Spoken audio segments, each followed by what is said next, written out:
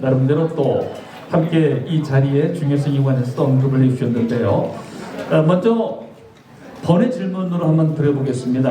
허경영 후보께서 지금 생각하시는 우리 대한민국의 시대 정신은 무엇이라고 생각하시는지요? 여러 시대 정신이 많은데 우리는 지금 현재 대한민국은 이 청년들에게 어떻게 빨리 결혼시키고 취업시키고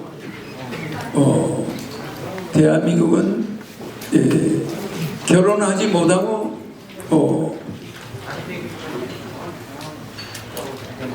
자녀 없이 살아가는 이런 독신 가정이 늘어나고 있습니다. 그래서 결혼이 시대입니다.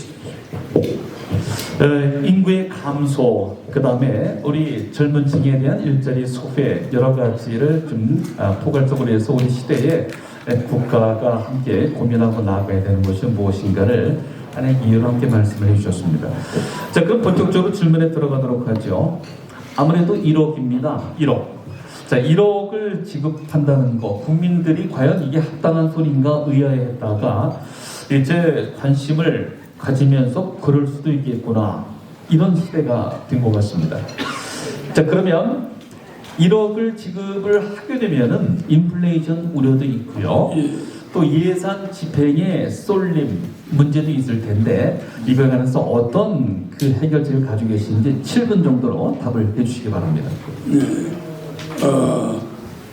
1억을 여러분들에게 18세 이상 모든 국민에게 1억을 주면 3,400조가 일단 풀려나갑니다. 그래서 양적 완화를 2번 합니다. 처음에 2,000조, 그 다음에 바로 한 달 있다가 2,000조, 이렇게 해서 여러분들의 통장에 돈을 주게 되는데 3,400조가 풀리면은 우리나라 경제에 엄청난 경제 파이가 커집니다. 그러니까 말하자면은 일본이 8,000조의 양적 완화를 한 다음에 일본 엔화 가치가 좀 떨어졌어요. 그래서 수출이 증가했습니다. 우리도 한국의 금융 파이가 지금 너무 작아요. 이 금융 파이를 3,400조를 늘리면 그 중에 한 2,000조는 은행으로 들어갑니다. 가계부채가 2,000조니까 은행으로 들어가고 나머지 돈은 1,400조 정도는 시중에 풀려요. 인플레 안 생깁니다. 약간의 인플레가 있다고 해서 디플레이션이나 에그플레이션이나 이런 플레이션과는 다릅니다. 인플레이션도 약간은 필요합니다. 그래서 우리가 펌프물에 숟가락으로 지금 물을 계속 붓고 있어요. 근데 펌프는 작동 안 되고 우리 국민은 빚에 허덕이고 있어요. 그런데 차라리 그냥 한 바가지 가져와서 다 부으면은 펌프물은 계속 나오죠. 그것은 돈이 풀린 만큼 경제가, 기업들이 장사가 잘 된다는 거예요.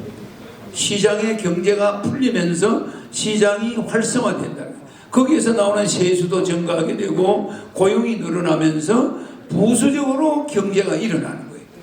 그래서 돈을 푸는 것도 기술자가 풀어야지. 박정희 대통령이 9번의 경제 대통령 긴급 재정 명령, 긴급 명령을 했는데 그 중에 한 개가 재정 명령권입니다. 긴급 재정 명령. 그게 뭐냐? 사채 동결이었습니다. 사채 동결. 그래가지고 한국 경제가 일어났지. 박정희 대통령이 사채 동결을 안 했으면 여러분은 은행 이자 벌린다다가 사채 이자 내다가 우리나라 경제에 절대 일어날 수 없었어요. 모든 빚을 없애버린 거예요. 판감 조치해버린 거예요. 제가 3,400조를 푸는 것은 박정희 대통령이 했던 그 정책에 똑같은 정책입니다. 굉장히 중요한 겁니다. 박정희 대통령이 18년간 제일 잘한 것은 사채 동결, 긴급조치. 대통령 헌법 71조, 76조 1항에 대통령의 긴급재정 명령권을 박정희 대통령이 한 번 썼어요. 그 다음 김영삼 대통령이 두 번째 썼습니다. 우리 역사에 뭡니까? 대통령 되자마자 금융실명제, 그거는 나라 망하는 거였습니다. 앞으로 저는 대통령이 되면 금융실명제는 즉각 폐지하고 부동산 실명제도 즉각 폐지합니다. 예. 경제 분야에 관한 질문 함께 지금 하고 있습니다. 1억의 그 재원 마련과 그로 인한 파장의 인플레이션, 스태그플레이션 등에 관한 문제 함께 들어봤습니다. 이런 또 얘기가 있습니다. 18세 이상에게는 150만 원을 별도로 더 지급하겠다. 평생인데요. 네. 이건 어떤 근거로 말씀하시는 건지. 여러분들이 직장을 다녀봐서 알지만은 우리나라 근로자 2천만 명의 근로자 중에서 2,400만 근로자 중에서 정말 월급 받아가지고 적자 안 나는 사람은 한 5%밖에 안 됩니다. 나머지 2천만 명 이상이 전부 적자예요. 그래서 월 150만이 나오면은 생활이 안정이 됩니다. 그리고 직장을 쫓겨나더라도 부부가 300이 나오니까 결혼 생활을 유지할 수가 있어요. 그런데 또 주택자금 2억에다가 결혼하면 1억을 주니까 3억을 주니까 굉장히 생활이 좋아집니다. 그래서 월 150이 적은 돈이 아닙니다. 부부 300만 원, 어머니 아버지가 440 이렇게 나오면은 자식들의 비용이 부모님한테 덜 들어갑니다. 지금은 자식 하나를 바라보고 두 부모가 계시고 딸 하나를 바라보고 장인 장모가 있어요. 두 사람이 만나면 어머니 아버지 장인 장모 요양병원비만 400만 원이야.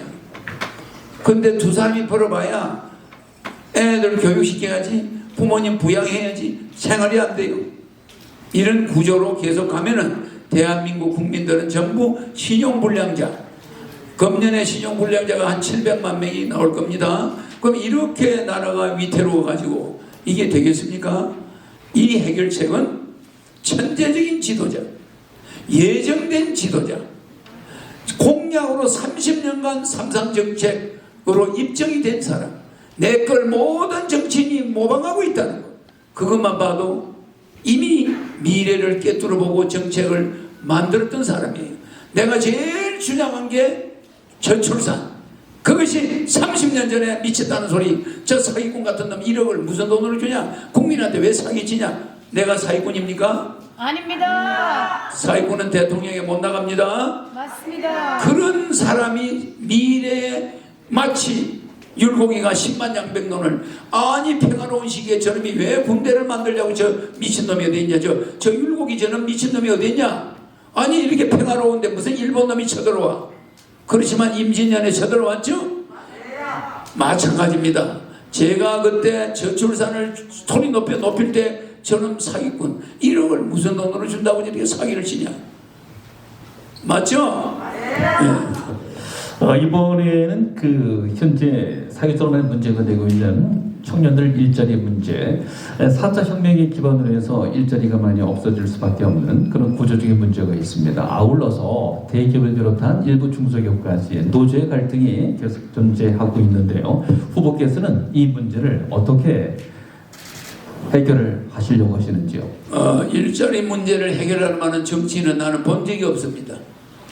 대한민국 국민의 빚 해결 만한 정치인도 본 적이 없어요. 제가 이번에 대통령이 되면은 국민의 빚 싹 없어지게 되죠. 네. 그 다음에 일자리 문제 깨끗하게 정리됩니다. 어떻게 되냐? 여러분은 정규직을 고집하죠? 비정규직을 80% 만들어요.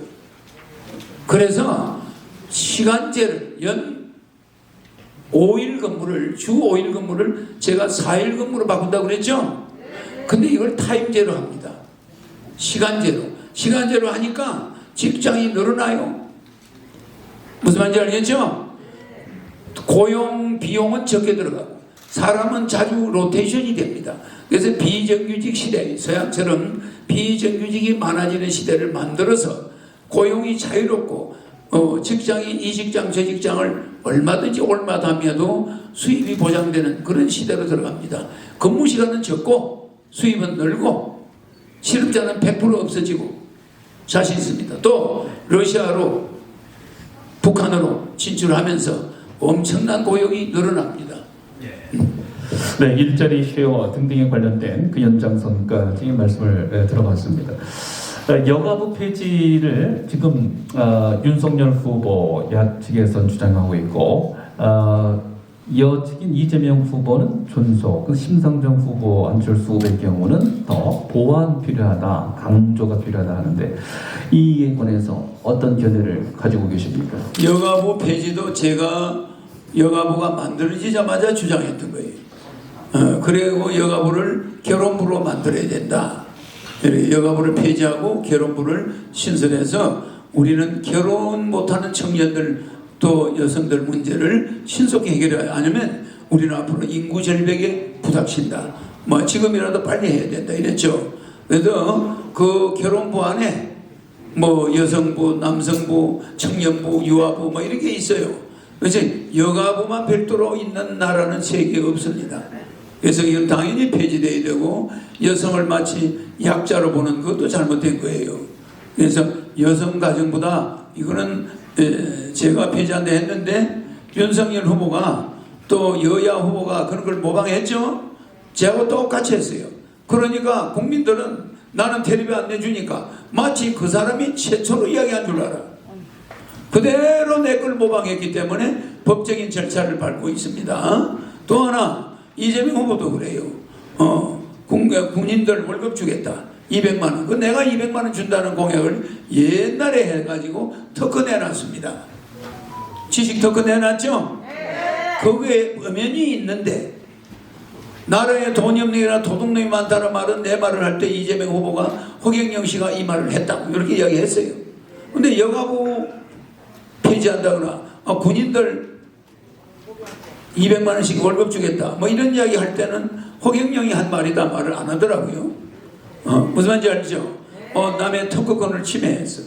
그래서 그런 걸로 해서 내 공약을 그냥 내가 청소년들 2030한테 인기가 좋으니까 내 거를 송두리째 여야가 가져가고 있습니다.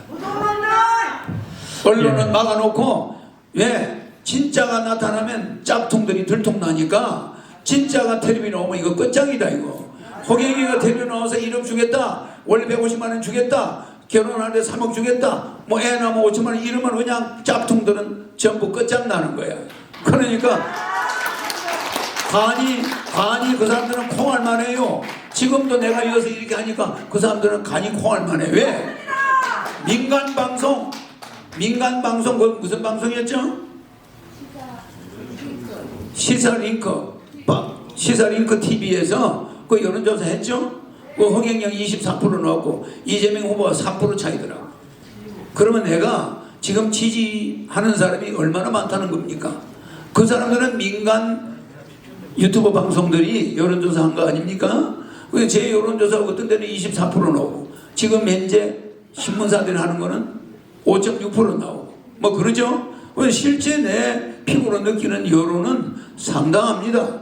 그래서 내가 이번에 대통령이 되나 안 되나 한번 보세요. 제가 지금 절대 후보들의 가족이나 후보들의 아내나 이런 사람에 대해서 인신공격한 적이 없습니다.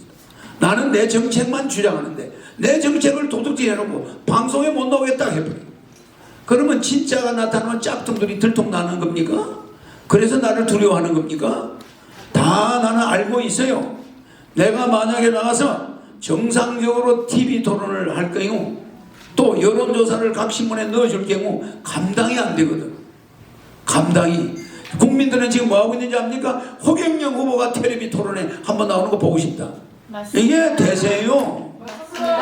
허경영 후보가 TV에 한번 나오면 이상스럽게 시청률이 몇 배가 올라가는 거. 시청률 허경영 별명이 시청률입니다. 지금 허경영이 이야기 안 하고 시청률 보면 그 허경영. 그러면 왜 시청률을 기다리고 있을까요? 국민들이. 어느 방송이든 허경영만 나갔다면 시청률이 몇 배가 뛰어요. 그건 내가 지금 거짓말 합니까? 지금 이렇게 국민들이 열광해서 보고 싶은 사람을 못 보게 만들고 심장이 콩닥콩닥 간이 콩알만 있겠죠? 네, 저는 간이 바위만 해요. 왜? 대통령이 될 사람이니까. 예, 그만한 걸 갖추고 있습니다. 모든 질문에, 여러분의 질문에 갖추고 있지 않은 게 없어요. 예. 지금 유튜브 접속의 수가 또 그만큼의 관심을 대신 말해주고 있는 것 같다는 생각도 드는데요. 코로나 관련돼서 지금 시대에 많은 아픔과 어려움이 있습니다. 자영업자들 문제가 많이 거론이 되고 있는데 이 자영업자들을 위해서는 어떻게 하실 생각입니까? 예, 우리 OECD 국가 중에 유럽들이나 평균 준 것이 9천만 원입니다. 평균 코로나 때문에 업주들한테 준 게 9천만 원에서 1억인데 나는 1억을 주겠다는 거죠. 근데 여야 후보는 우리 한국은 1,000만 원, 500만 원 수준에 거쳤어요. 10분의 1. 그게 자영업자들 한 달 임대료도 안 되는 데가 많습니다. 또 종업원들 2사람 월급도 안 돼요. 그런데 지금 우리나라에 제일 곤란한 사람들이 자영업자인데 진퇴양난. 나가 앞으로 계속 장사를 하면 더 빚을 지고 장사를 안 하면 거지가 돼요. 빚쟁이가 달라 들어가죠. 왜? 뭐 권리금부터 피해보는 게 너무 많은 거야. 그러니까 이게 나갈 수도 없고 물러설 수도 없고 물러서면 죽는 거야. 가족은 거기다 목을 메고 있고 어머니 아버지 그 아들만 바라보고 있는데 그 아들이 가게가 코로나 때문에 문 닫아라 뭐 해라 장사 안 돼요. 이런 진퇴양난에 있는 우리 국민들 우리 외면하고 있습니다. 정치인들은 절대 이거 남의 일이 아닙니다. 그래서 나는 1억을 주자는 겁니다. 1억을 주면은 18세부터 1억을 주면은 보통 가장이 매덕이 들어와요. 자기 아내, 와이프, 아들, 딸 한 4억은 들어오잖아요. 코로나 벗어나갈 수 있습니다. 피해본 거 메꿔질 수 있어요. 그걸 뭐 네 장사 얼마 손해봤어 너 얼마 이러면 그 사람들이 그게 말이 됩니까? 눈에 안 보이게 손해보는 게 많습니다. 계산할 수 없는 게 너무 많아요. 손님이 없어서 손해보는 거. 이 코로나 때문에 많은 국민이 어려우니까 우리 수출은 코로나와 관계없이 하고 있으니 국가에서 벌어들이는 수입에서 우리는 코로나의 일정 부분 국민에게 써야 됩니다. 그래서 국민의 그동안 진 빚을 2,000조를 갚아주겠다는 거예요. 가계부채가 약 1,900조 됩니다. 이걸 내가 해결해 줘야 1년에 100조의 이자가 안 나갑니다. 이 1년에 100조의 이자가 나가는데 일본은 이자가 없어요. 그러니까 일본 국민과 기업들은 이자 부담이 없는데 우리는 코로나 전국인데다가 이자는 내야 돼. 1년에 100조를. 그러면 이 1년에 100조가 안 나가고 시장으로 한번 들어간다고 보세요. 갚아버리고 2,000조를 갚아버리고 이자를 안 내고 그것이 시장에 100조가 매년 투입되면 경제가 일어나요. 이 사람들은 이 돈이 투입된 이후에 경제 이 빵이 커지는 걸 몰라요. 이 경제 파이가 커지면서 거기서 소비가 늘어나면서 또 이익이 나와요. 네, 그 코로나 자영업자 희생에 관한 문제에 관해서 말씀을 들어봤는데요. 이번엔 좀 외교 안보 분야에 관해서 좀 여쭤보도록 하겠습니다. 지금 사드 배치가 하나의 상징적인 얘기로 되고 있는데 여야 후보들 모두 엇갈린 서로 주장을 하고 있습니다. 이 사드 배치를 비롯한 문제 등등 포함해서 어떤 안보관을 가지고 계신지. 네, 내가 이야기했죠. 안보는 안보로 둘 수가 없어요. 안보는 경제로 풀어야 됩니다. 내가 여러분들 이 삼성그룹을 컨트롤하고 박 대통령한테 경제적인 자문을 말씀드릴 때 제가 하는 말에 다 탐복했습니다. 탐복했고 성공했어요. 무슨 말이냐면 안보는 경제로 풀어야 됩니다.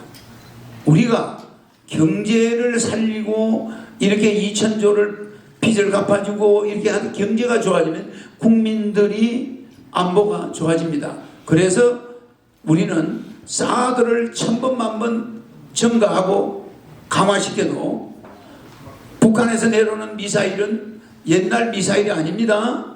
연동형 미사일이 미사일이 오다가 방향을 지 맘대로 바꿔요. 그러니까 여기서 사드가 쏘면 옛날에는 맞출 수 있었는데 신형 무기에는 사드가 소용이 없어. 무슨 말인지 이해가죠? 그래서 사드를 아무리 늘려놔 봐야 인천공항에 미사일이 떨어져서 비행기 인천공항이 폐쇄되어 버리면 우리는 해외로 여러 가지 문제가 많이 생깁니다. 고립되죠. 근데 그 인천공항이 북한하고 붙어 있어서 사드가 1000대 10,000대가 있어도 그걸 막을 수가 없어요. 거기서 떴다면 떨어져 버려요. 이해가죠? 그렇기 때문에 제일 먼저 대구 지역에 대구 대전 지역에 대형 공항을 만들어야 됩니다. 국제공항을. 또 부산 가덕도에 대형 국제공항을 만들어 놔야 돼요. 또 광주 지역에 대형 국제공항이 만들어져야 됩니다. 이 전시를 위해서 이 5개 세계적인 대공항을 왜 한반도에 이렇게 많이 만들어야 되냐? 사드가 중간 지점에 있습니다. 대전권에. 그러면 이 사드가 올라가서 막으면 그 뒤쪽에 공항들이 있어야 돼요. 그 유사시에 우리는 공항이 폐쇄되는 일이 있어서는 안 되겠다.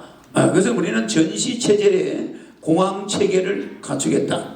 그리고 또 하나는 북한과의 안보 문제로 경쟁하지 않겠다. 우리는 북한이 경제가 증가할 수 있도록 무조건 퍼주는 게 아니라 북한 경제가 점점점 우리와 40대 1인데 독일처럼 동독 서독처럼 3대 1 정도는 돼야 남북의 긴장이 완화됩니다. 전쟁이 안 일어납니다. 이렇게 40대 1 이럴 때는 2판 4판으로 전쟁이 날 수가 있어요. 그래서 배고픈 사람들이 무슨 짓을 할지 모르니까 우리는 점점 원산항을 빌리고 청진항을 빌리고 나진항을 빌리고 선봉을 빌려서 북한과 경제 교류를 활성화하고 군사적이나 정치적으로는 교류하지 않습니다. 어떤 협상도 하지 않습니다. 말하자면은 남북 연방이니 이런 거 하면은 그냥 북한으로 넘어갑니다. 그렇기 때문에 북한과의 어떤 정치적 협상은 없고 다만 경제적 협상. 누구 나라를 원산을 이만큼 개발해 주겠다. 홍콩을 만들어 주겠다. 거기서 세금 받아라. 또 경제적인 무게 중심의 이동으로 안보의 새로운 균형감을 찾아보겠다라고 하는 신선한 그런 답변을. 또 유엔 본부를 판문점을 가져옴으로써 내가 30년 전에 주장한 거예요. 유엔 본부를 판문점 가져오는 게 제일 쉬워요. 그걸 가져옴으로써 유엔 부담금이 한민족이 그 돈을 쓰게 됩니다. 그 돈이 또 유엔 돈이 적지 않습니다. 이러기 때문에 미국이 유엔을 가지고 있는 한 전 세계가 유엔 부담금을 안 냅니다. 너가 그냥 우리한테 원조도 안 주는데 우리가 왜 그런 걸 내냐 이러니까 한국이 유엔 본부를 가지고 있으면 강대국들이 내야 됩니다. 프랑스도 내고 영국도 내고 미국도 내고 러시아도 내고 유엔 분담금이 어마어마하게 거치. 우리나라 예산보다 많은 몇 배가 거쳐요. 그럼 우리나라는 어마어마한 국제관계 일을 할 수가 있고 유엔이 있음으로써 남북 전쟁 위협은 사라집니다. 이래서 무슨 사드로만 방어할 수는 없습니다. 사드는 기존 미군이 늘리든 말든 우리는 관여할 필요가 없어요.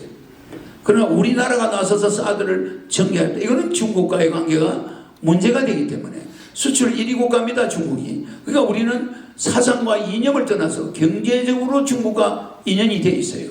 이것을 소중히 생각해서 무기를 늘려서 안보를 하겠다 이런 생각은 안 됩니다. 우리는 이미 비대칭 전력으로 북한이 압도적인 세계적인 핵무기 군사 국가예요. 그 우리가 무기로서 북한과 대결해서 이길 수 있습니까?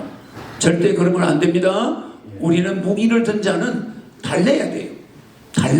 달래면서 칼을 집은 강도를 만났을 때 달라듭니까? 달래야 됩니다. 뭐가 필요하냐? 돈이 필요하다. 가져가라. 이게 북한 경제를 우리가 살리면 해결이 되는 거예요.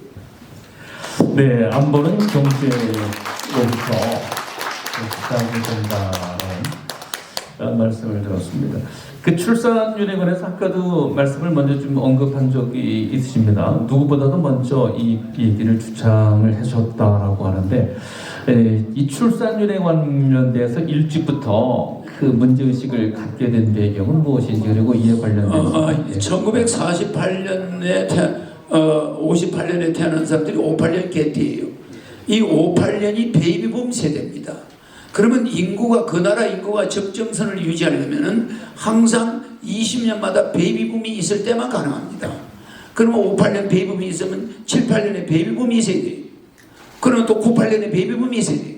2018년에 베이비붐이 있어야 됩니다. 그래야 5천만 명이 유지가 됩니다. 그런데 우리는 어떻게 했습니까? 58년만 베이비붐이 있고 그게 마지막이에요. 78년 베이비붐 없어요. 98년 베이비붐 없어요. 2018년 베이비붐 없어요. 그 내가 그걸 이렇게 쳐다보니까 우리나라는 그냥 죽으러 가는 거야. 나라 없애는 애국자는 하나도 없고 전부 나라야 망하든 말든 인구 없어지든 걱정 안 하죠. 예. 정말 어린애 10명의 노인이 하나 있던 시절은 온 동네 꼬마들이 뛰어다녔어요. 지금 초등학교 3,800개가 없어졌는데 걱정하는 사람 없어요. 저는 그때 이미 30년 전에 대한민국은 이병철 회장이나 박정희 대통령은 내가 미리미리 뭐 한 것을 굉장히 감동을 받아 했어요. 네, 새마을운동도 내가 이야기할 때 자조, 건면, 협동이 힘력자를 7개 넣었습니다. 6개. 힘력자 6개.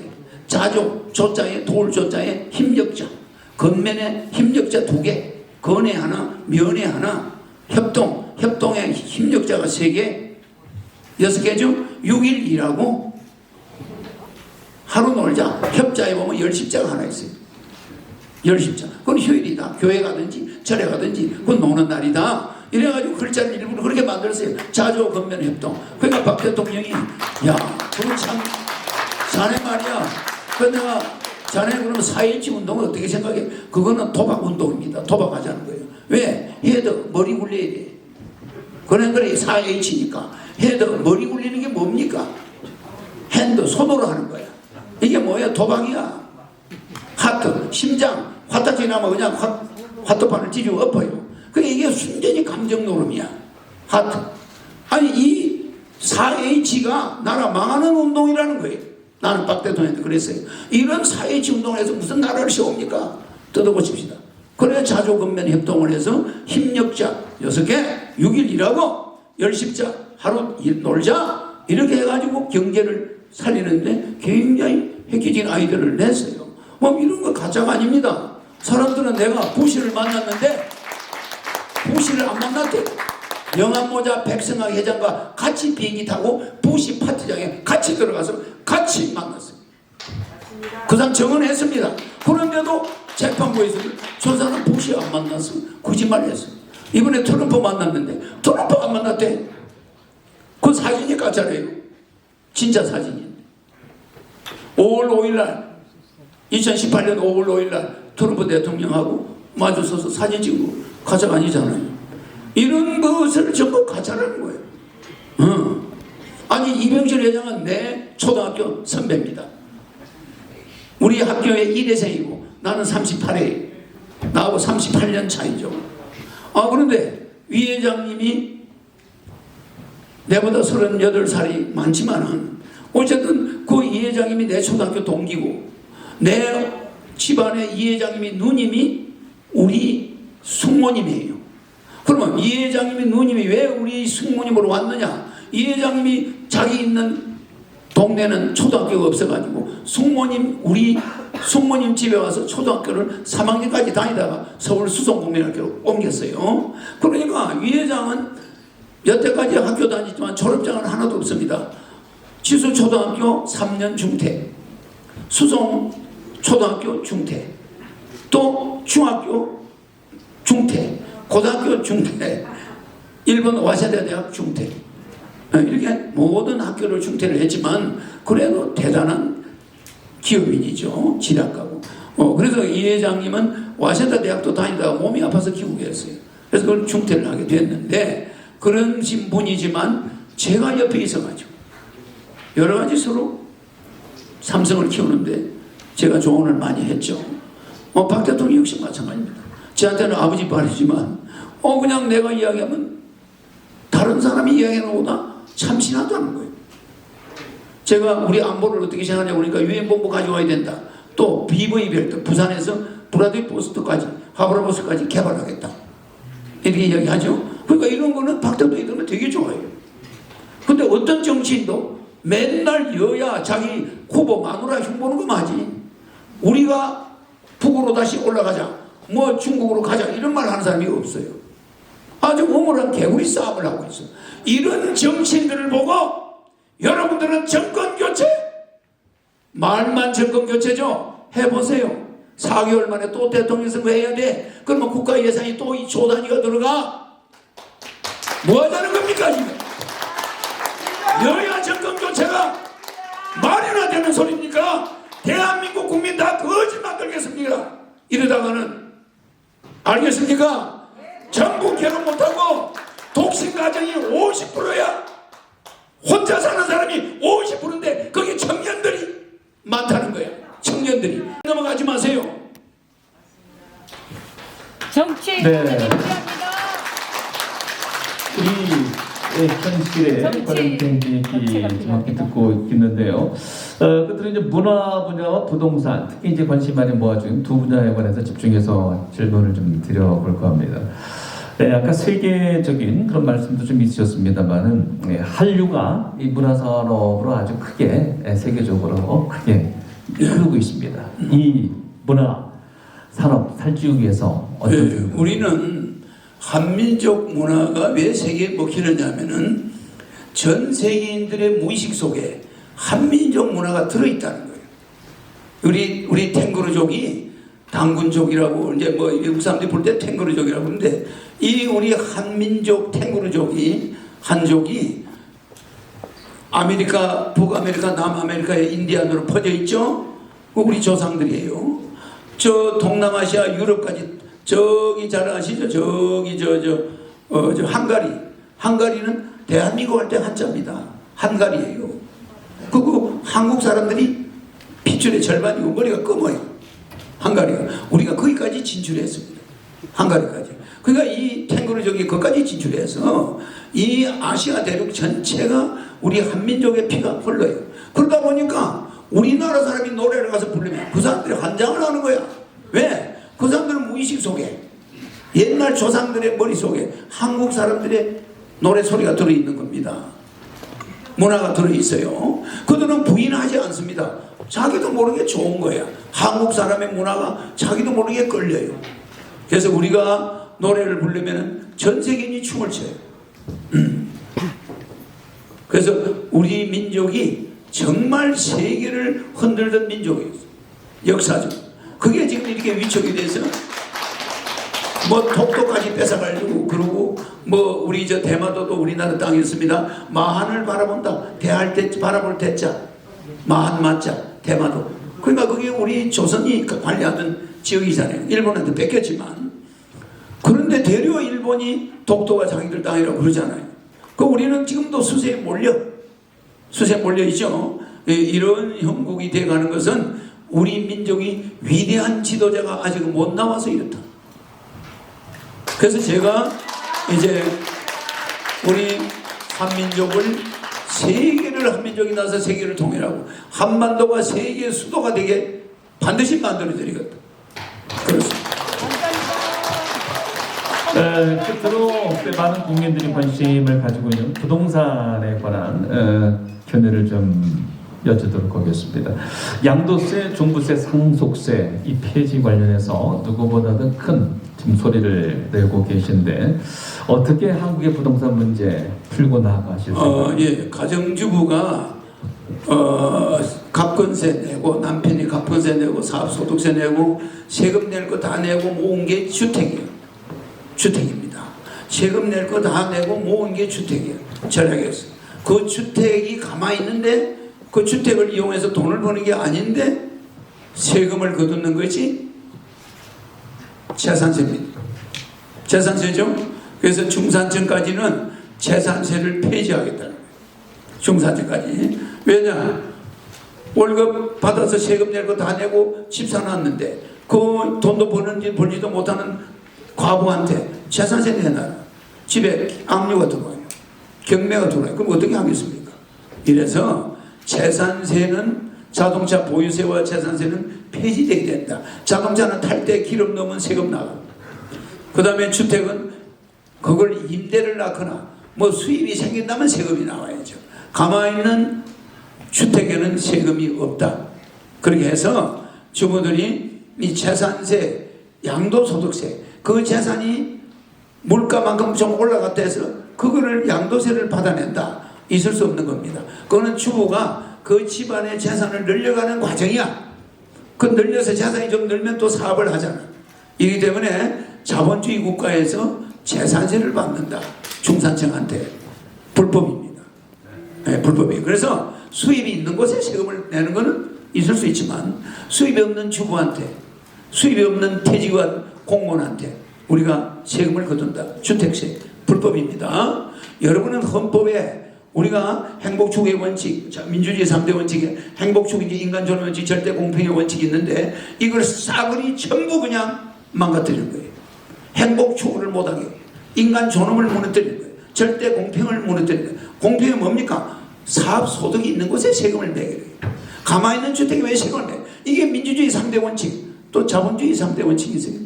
계약자유의 원칙, 과실 책임의 원칙, 소유권 절대 원칙. 소유권은 자기 것입니다. 내 소유권에서 국가가 이익을 보면 안 돼. 내가 이 주택을 가지고 있는데 소유권을 국가가 야 인마 사용료 내놔, 세금 내놔, 안 됩니다. 소유권 절대 원칙이 있어요. 그래서 자본주의 3대 원칙을 송두리째 어긴 것이고 국민의 5대 권리, 천국권, 평등권, 참정권, 사회권, 자유권 이거 송두리째 다 뺏어가는 거예요. 내 집 가지고 내가 장사 안 하고 그 내 집 그냥 놔뒀는데 왜 내 자유를 침해해요? 세금 내놔라.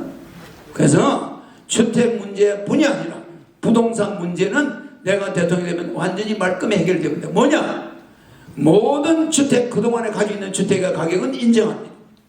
그러나 허경영이가 대통령 된 이후에 주택을 거래했다. 그럴 때는 어떻게 하죠? 앞으로 주택 문제에 대해서는 근로자들 불만이 싹 없습니다. 물가 인상만큼만 주택 가격이 올라갑니다. 그러니까 주택 가격을 누가 정하냐? 자기는 샀을 때 가격을 부동산에 딱 제시하면 부동산 주택 가격이 나와요.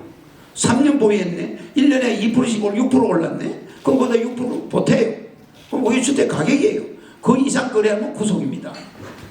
그 이상 거래하면 구속이에요. 그러니까 모든 물가 인상률을 오버할 수가 없습니다. 이 법 하나만 만들어버리면 부동산 시장은 안정이 될까 안 될까? 안정이 되겠죠. 왜 이걸 안 만듭니까? 왜 부동산이 물가 인상을 앞서갑니까? 그러면 근로자는 언제 집 삽니까? 그러면 노동자들은 그럼 맨날 그럼 남의 집만 쳐다봐야 됩니까?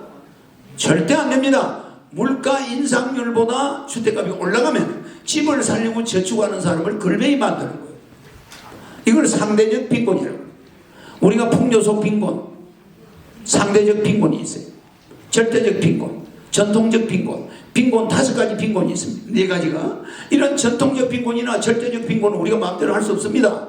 6.25 사변 조상들이 가난해서 그걸 박 대통령이 이런 절대적 빈곤과 전통적 빈곤 없애자!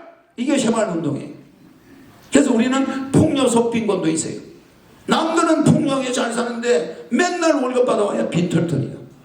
도회지 와서 이 잘 사는 남 잘 사는 걸 쳐다보는데 나는 단칸방에 가가지고 고시방에 앉아가지고 수돗물도 화장실도 없어 공동 화장실 가야 돼. 이런 불편함을 겪는 청년들이 죽어가고 있어요. 잠깐 못 가고 제정신 차려야 됩니다. 이런 절대적 빈곤이나 전통적 빈곤이면 우리는 그게 순종하고 살았어요. 불만 없었습니다. 그러나 상대적 빈곤 이거 없애야 됩니다. 왜 집값이 내 월급 저축하는 것보다 빨리 올라갑니까? 왜 집값이 내 재산 날아나는 속도보다 빨리 올라갑니까?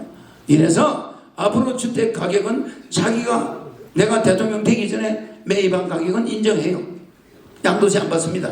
그러나 대통령 된 후에 집을 사는 사람은 그 가격이 기준이 되고 물가 인상 이상은 부동산 가격이 올라갈 수 없게 법 하나만 딱 만들어버리면 대한민국 부동산 문제 해결되죠? 네. 되죠? 네. 이거 왜 안 할까요? 바로 정치인들이 분당시를 만들고 일산시를 만들고 대장동을 만들면서 차익을 노린 거예요. 자기 차익을 노려서 그걸 정치 자금으로 검은 돈으로 썼다는 거예요. 이게 정치인들이 한 거 아닙니까?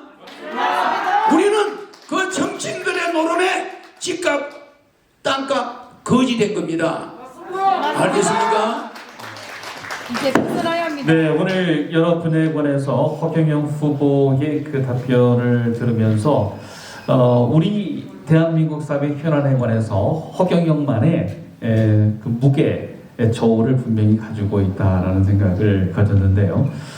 끝으로 드리고 싶은 질문은 총체적으로 이제 말씀 좀 주실 거라고 믿는데, 여러 차례 대선 후보로 나오셨습니다. 근데 이번 20대 대통령 선거에 나오셔서 느끼는 다른 분위기가 있다면 어떤 걸 느끼시는지. 우리 박정희 대통령, 이승만 대통령 대단한 대통령들입니다. 이승만 대통령, 우리 박정희 대통령은 정말 감옥에 넣어야 될 부정축제자에 속하는 이병철 회장을 5.16 혁명당으로서 일본으로 피했죠. 돌아오는 조건으로 박정희 국가직원 최고의 의장을 만나는 조건으로 귀국했어요.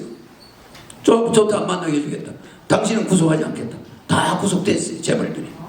그런데 박정희 대통령이 돌아가지고 이병철 회장이 돌아와서 박정희 대통령과 마주 앉았습니다. 마주 앉았을 때 박정희 대통령한테 이병철 회장이 부탁한 게 요겁니다. 대한민국 혁명 왜 했습니까? 잘 살려고 했습니다. 그래요? 그러면 저 감옥에 가 있는 기업인들 다 풀어주세요. 저 사람들이 있어야 우리나라 잘 살게 됩니다. 설사 잘못한 게 있더라도 저들이 있어야 의장님이 대한민국 경제 살릴 수 있습니다. 가만 들어보니까 이 회장 말이 일리가 있거든. 그렇잖아요. 그래, 도둑질을 하는 놈이 돈 잘 번다, 이 말이죠. 그래서 깨끗한 사람들은 대학교 교수나 해야지 돈 못 번다, 이겁니다. 그래서 박 대통령이 가만 들어보니까 이 회장 말이 일리가 있다. 좋아요. 그럼 다 풀어줄 테니까 당신 우리나라 경제 살릴 수 있어요? 그 당신이 어느 경제인연합회 회장 해가지고 한번 살려봐요. 이래가 이병철 회장이 바톤을 이어받아가지고 다 풀려나와요. 다 풀려냈죠. 그래서 경제인연합회 초대 회장이 됐죠. 그때는 경제인연합회가 아닙니다. 그냥 경제인, 정부 경제인회죠. 그래서 그 회장이 된 다음에 박정희 대통령이 그 이병철 회장과 굉장히 그것이 공감을 했어요. 그 다음부터 그 채널이 열린 겁니다. 그때부터 이 회장님과 박 대통령의 채널이 열렸지, 뭐 혁명하는 사람 박 대통령이 이병철 회장을 왜 만나겠습니까? 그래서 대한민국이 이만큼 발전한 것은 그러한 부동산 정책 하나 해결 못하는 이런 거 재벌들에게 배울 점도 있어요. 재벌들 말을 들어야 돼. 부자는 전부 다 잡아라. 이렇게 지금 좌파 세력이 이런 식으로 나간다거나 우파 세력들 무조건 부자 편만 들고 노동자들은 필요 없어. 이거 안 됩니다. 저는 어떻게 보면 국민 배당을 주니까 제일 좌파고, 또 상속세 폐지, 재산세 폐지 이런 거 주장하니까 최고 우파입니다. 그래서 좌파 우파로는 이 나라 못 갑니다. 좌파 우파 정권 교체하면 맨날 국회에서 싸워요. 박근혜 대통령이 왜 저렇게 됐습니까? 여소야대 때문에 저리 된 겁니다. 그러나 야당이 지금 대통령이 되면, 정권 교체가 대통령이 되면 여소야대가 아니라 그때보다 더블입니다. 이쪽은 200명이고 저는 100명이에요. 바로 탄핵 들어가면 바로 통과돼 버려요. 하루면 통과됩니다. 이런 전국에 정권 교체 거기 빠져가 미쳐서 투표 잘못 찍지 말고 돈 받는 거, 실용적인 거, 어떻게 대한민국을 살리느냐, 경험 있는 사람, 한국의 재벌을 최초로 만들어낸 허경영, 새만운동을 최초로 건의한 허경영, 그런 사람, 방통대 만들어가지고요 졸업자가 100만 명이 넘습니다. 그런 아이디어 내는 사람, 저 비브이벨트 부산에서 저 하브라모스크 블라디보스토크까지 한민족이 나가서 개발하고, 저 만주 우리가 제 옛날 우리 국민이 온 저 몽고, 우리의 고향 몽고 쪽으로 우리가 북쪽으로 진출해야 돼. 저 바이칼로 우리 진출해야 됩니다. 여기 갇혀가지고 맨날 이제는 남의 후보자 마누라까지 흉을 보고, 이거 얼마나 한심한 작태입니까? 나는 후보자 자신도 욕하지 않습니다. 정책 가지고 논하는 거지. 이것도 나는 그 사람들이 좋은 부인 하나는 잘 만났다고 생각해요. 부인 하나는. 난 그런 사람이에요. 왜 여부 부인들을 비방합니까? 그게 무슨 선거에 도움이 된다고 남의 가정을 파괴합니까? 그거 한 인간의 어머니예요. 부인은. 그렇지 않습니까? 어떻게 인간의 어머니를 비난합니까? 설사 누구들이 잘잘못할 수 있죠. 후보자의 정책을 가지고 싸워야 되는 거 아닙니까?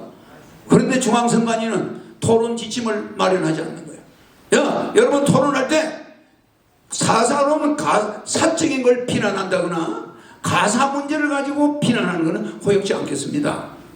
정책만 토론합시다. 좀 이런 규정 만들면 안 됩니까? 정말 눈 뜨고 못 봐요. 도와드립니다. 이거 나라가 망하자는 겁니다.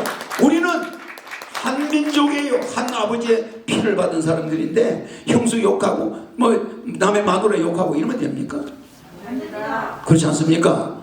우리는 절대로 남을 비난하거나 후보자의 아내를 비난하거나 이렇게 해서 대통령 난 안 합니다. 그런 대통령 안 해요. 어디까지나 인간 이재명, 인간 윤석열, 안철수, 심상정 존경하는 마음으로 서로 토론해야 됩니다. 그래서 개인적인 사생활에 대한 비난, 이거는 불법이에요. 이거는 국민의 기본권, 3대권, 국민의 기본 3대, 우리 국민의 권리, 3대 권리, 생존권, 소유권, 평등권. 생존과 소유권, 평등권에 침해되는 거예요. 국민의 5대 권리 중에 자유, 5번째 자유권, 언론, 출판, 집회, 결사, 종교, 사상, 표현, 양심, 이런 자유. 아니 자기가 무슨 종교를 믿든 무슨 무당을 가까이 하든 그게 무슨 상관이 있습니까? 그게 언론, 출판, 집회, 결사, 종교, 사상, 표현, 양심의 자유. 그 양심의 자유, 종교의 자유, 지 마음대로 하는 거예요. 왜 거기에 대해서 비난합니까? 나는 이런 불법 천지, 이런 무법 천지의 한국 대통령 선거를 비난하는 겁니다. 개인을 비난하는 게 아니에요. 오히려 우리 국민들이 이번에도 정신 못 차리고 또 무슨 정권 교체에 쏙 쏘가지고 넘어가면은 뭐가 나오느냐? 탄핵 정부, 촛불 시위. 그냥 나라도 5년간 여러분은 죽어가는데 코로나에다가 또 촛불 시위에다 전염병을 덮어져. 나중에는 코로나 환자가 50만 명, 100만 명, 그냥 국민 전체가 코로나 환자야. 알겠죠? 절대 대통령 후보 토론 지금 하는 거 불법입니다. 맞습니다. 네, 지금 대통령 토론 TV의 좀 문제점 함께 우리가 느낄 수 있는 그런 시간이었다면 보람이 있을 줄 믿습니다. 지금까지 20대 대통령 선거 국가혁명당 허경영 후보님의 단독 정책 토론 방송을 함께 했습니다. 함께 계신 시청자 여러분께 감사를 드리고요. 특히 해외에 계신 동포 여러분께도 감사를 드립니다. 질문을 하나 받아봐야 그럴까요? 끝으로 우리 유튜브 관련돼서 유튜버들께서 질문 제 말을 듣고 네. 궁금한 게 있으면 한 사람이라도 질문해서. 저 맨 뒤쪽에 한 분이 계신데 네 마이크 전했습니다. 말씀해 주시죠. 네, 안녕하세요. 조현락입니다. 네. 네, 국민 여러분의 살림살이를 어떻게 하면 더 나아질 수 있을까요? 이 질문 하나만 드리겠습니다. 네. 그러니까 지금 여야 정권 교체는 국민들의 살림살이가 나아질 가능성은 존재하지 않습니다. 지금 국민의힘에서 주장하는 그 정책이 국회를 5년간 통과할 리가 없습니다. 맞습니다. 국회 통과 가능할까요? 아닙니다. 200명이 해줄까요? 안 해줍니다. 안 해줍니다. 그러면 그 헛공약 아닙니까? 맞습니다. 그러나 허경영은 대통령이 되면은 바로 여러분을 행복하게 해줄 수 있습니다. 왜? 바로 대통령 국회 동의 없이 2달 안에 여러분한테 1억 줄 수 있죠? 네. 대통령의 헌법 76조 1항에 국회 동의 없이 신속하게 줄 수 있죠? 네. 그러니까 1억씩을 쫙 주고 나면은 150만 원 주는 거는 국회 동의가 있어야 되죠? 네. 그러면 허경영은 여당, 야당 대통령 후보들한테 비례 정치 연대하죠? 그러니까 뭐야 연립정부를 만드는 거죠? 그러니까 윤석열 명예부통령, 뭐 이재명 명예부통령, 안철수 명예부통령, 심상정 명예부통령 해가지고 그들이 받은 표만큼 표를 없애지 않고 바로 부통령으로서 장관 임명권을 줍니다. 그 나는 내가 받은 표만큼만 장관 임명하지 내가 권리 행사 안 합니다. 그러나 지금 법은 잘못된 게 대통령 당선자는 49%로 붙어놓고 51%로 붙은 사람이 49% 붙은 사람을 꼼짝 못하게 그 표를 죽여버린다는 거예요. 알겠죠? 그래서 저는 그 49%도 정부 연립정부를 만들어서 떨어진 사람들의 받은 표를 인정해가지고 전 국민의 여론을 하나로 통합하겠다.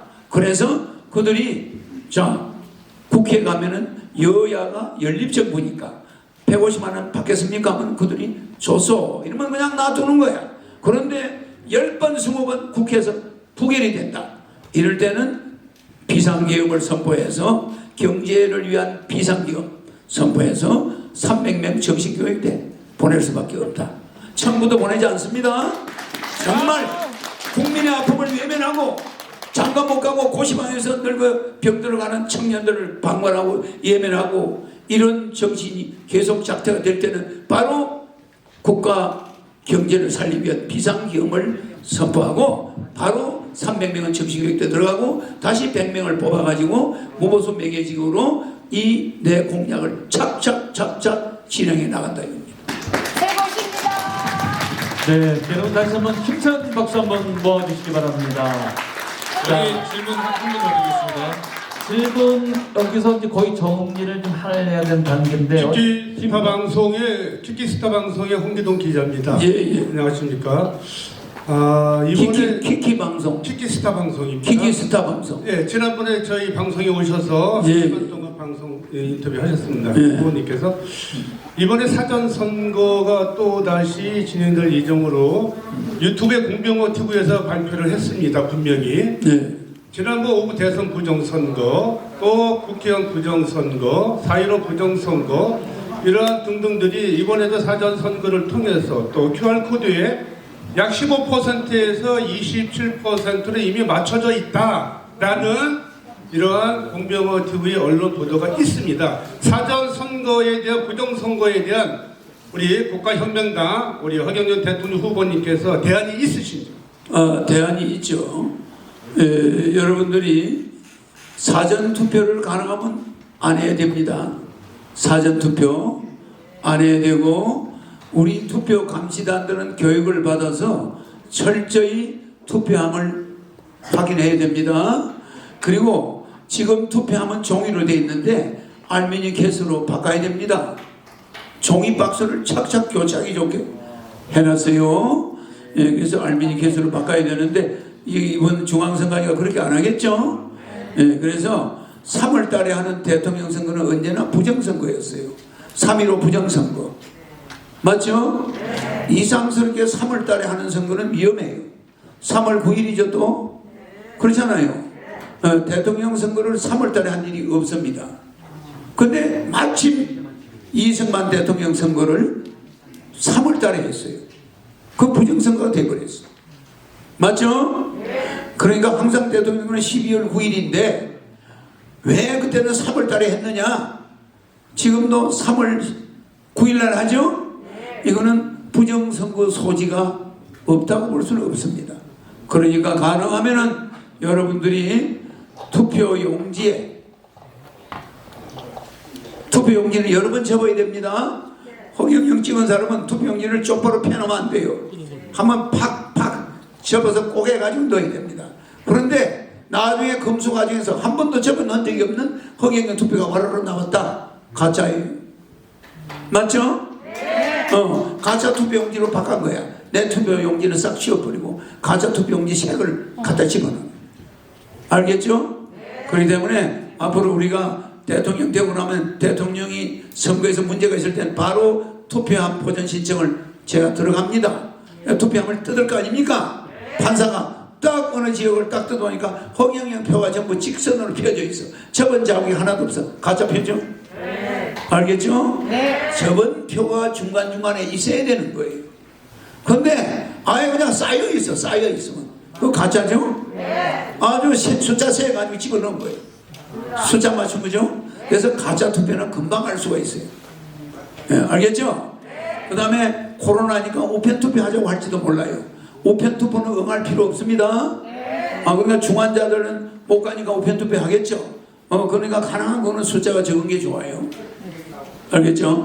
그러니까 우리는 국가기관을 무조건 정보도 없이 매도할 수는 없고 하여튼 여러분들이 사전투표 가능하지 말고 투표 당일날 투표할 때 용지를 접어서 넣어야 된다는 거. 접은 다음에 손으로 싹 비벼가지고 그 자국이 남도록 투표하면 넣을 수 있어요. 접어 넣어야 됩니다. 직선으로 이거 넣으면 안 됩니다. 꼬개 옛날에 할머니들이 돈 좀 달라고 그러면 여기 치마 밑에서 돈 나오죠. 그때 꼬개져 있어 안 꼬개져 있어? 꼬개져 있습니다. 그렇게 해서 넣어야 되는 거예요. 그게 나라를 살립니다. 그렇게 딱 넣는데 만약에 내 표가 수상합니다.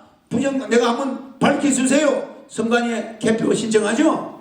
재검표 할 때 접은 표가 하나도 없다. 만들어 놓은 거예요. 맞습니다. 통 뒤집은 겁니다. 알겠죠? 그거는 여러분들이 주의를 하면 돼요. 절대 접지 않은 표가 나왔다.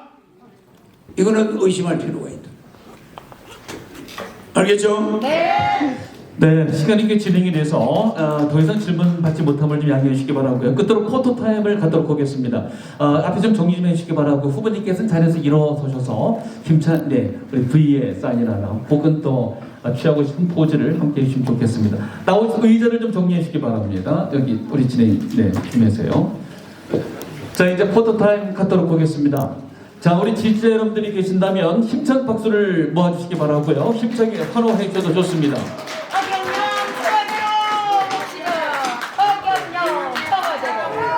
청와대로 20대 대통령 허경영.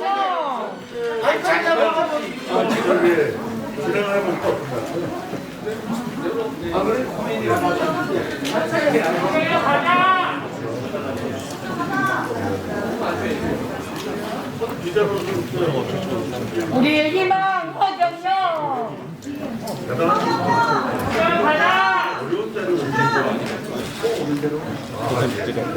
네, 돈 걱정 사라집니다. 나라 걱정 사라집니다. 부모님 걱정, 자식 걱정. 자, 여러분 다시 한번 힘찬 격려 박수를 보내주십시오. 허경영 대통령님께서 이제 국민 배당금 시대를 여십니다. 여러분 다 뛰어나셔서 우리 배당금 받자고요. 자, 국가에 돈이 없는 것이 아니라 도둑놈이 많은 것입니다. 더 많은 사람들의 함께 기대가 될 수 있는 허경영 후보에 대한 오늘 초청 토론회, 정책 토론가 됐으면 좋겠습니다. 오늘 이렇게 많은 분들이 접속을 했는데요. 오늘 모처럼에 정치사상 이렇게 보기 드물게 이 토론회가 이렇게 단독으로 진행이 됐습니다. 한국 기록원 공식 최고 기록이 될 수도 있음을 느끼는 그런 현장입니다. 참여해주신 기자 여러분께 감사의 말씀을 드리고요. 나가실 때는 꼭 출입구에서 명찰을 반납해 주시기 바랍니다. 여러분 다시 한번 감사드립니다. 허경영 후보 힘찬 박수를 모아주십시오.